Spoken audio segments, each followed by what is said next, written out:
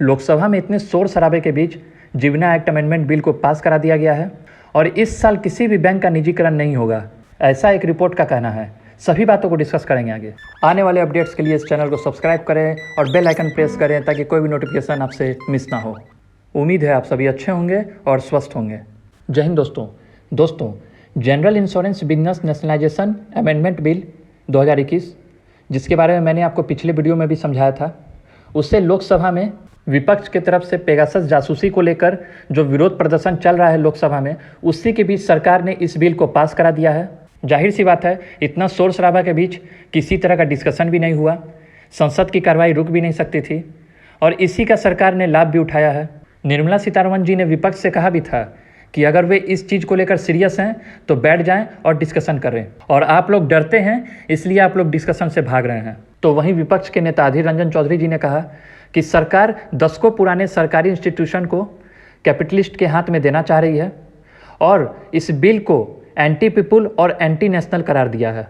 दोस्तों, सरकार और विपक्ष के बीच जो भी तकरारें हों, संसद में कितनी भी शोर शराबे हों, लेकिन यहाँ एक बात तो साफ है, जीवना एक्ट अमेंडमेंट बिल पास होने के बाद जो भी पब्लिक सेक्टर इंश्योरेंस कंपनीज है उसमें प्राइवेट पार्टिसिपेशन बढ़ेगा। और जैसा कि सरकार ने अपने बजट भाषण में कहा था कि वह 2 बैंकों के निजीकरण और एक इंश्योरेंस कंपनी के निजीकरण को लेकर आगे बढ़ रही है, तो सरकार को इसमें भी मदद मिलेगी। बढ़ते हैं अगले खबर की ओर। दोस्तों, बैंक प्राइवेटाइजेशन एक ऐसा मुद्दा जिसके पक्ष और विपक्ष दोनों हैं। फिनांस मिनिस्टर निर्मला सीतारमण जी ने जैसा कि अपने बजट भाषण में कहा था कि सरकार इस साल 2 बैंकों के निजीकरण का काम पूरा कर लेगी, लेकिन ब्लूमबर्ग क्विंग की एक रिपोर्ट आई है जिसमें कहा गया है कि इस साल किसी भी सरकारी बैंकों का निजीकरण नहीं हो पाएगा। जी हाँ दोस्तों, इस रिपोर्ट के मुताबिक प्राइवेटाइजेशन को लेकर वित्त मंत्रालय ने अभी तक अंतिम तौर तरीकों को फाइनल नहीं किया है।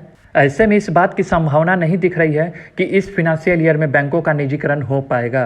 बैंकों के निजीकरण को लेकर संसद में जो भी अमेंडमेंट को पास कराना है, सरकार ने अभी तक इस पर कोई कदम नहीं उठाया है। सोर्सेस की तरफ से कहा जा रहा है कि कोरोना महामारी के कारण निजीकरण और डिसइन्वेस्टमेंट की तैयारी ठंडे बस्ते में चली गई है। हालांकि दोस्तों, डीपीएम के जो सेक्रेटरी हैं तुहिन कांत पांडे, उन्होंने कहा है कि डिसइन्वेस्टमेंट की प्रोसेस कोविड के कारण स्लो हो सकती है, लेकिन हम इसकी तैयारी में पूरी तरह जुटे हुए हैं और हमारी कोशिश यही है कि इस फिनेंशियल ईयर में इसे पूरा कर लिया जाए। FICCI के एक कार्यक्रम में डीपीएम के सेक्रेटरी ने यह बयान दिया था।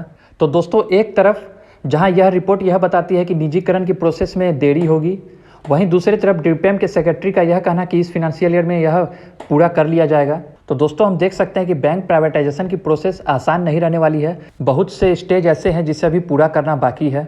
दोस्तों, इस खबर से भले ही थोड़े समय के लिए, लेकिन जो बड़ी संख्या में बैंकों के एम्प्लॉयज़ हैं, कस्टमर्स हैं, ट्रेड यूनियन हैं, उन्हें थोड़ी राहत तो मिलेगी। लेकिन सरकार ने जो इस मुद्दे को इतना होल्ड करके रखा है, लोगों के बीच बहुत सारी कन्फ्यूजन है, उसका क्या, इस पर विचार करने की ज़रूरत है। दोस्तों, आप इस रिपोर्ट को लेकर क्या सोचते हैं और निजीकरण को लेकर आप अपनी राय और अपने सवाल हमेशा की तरह कमेंट बॉक्स में बता सकते हैं। इसी के साथ इस वीडियो में इतना ही। मिलते हैं अगले वीडियो में। धन्यवाद।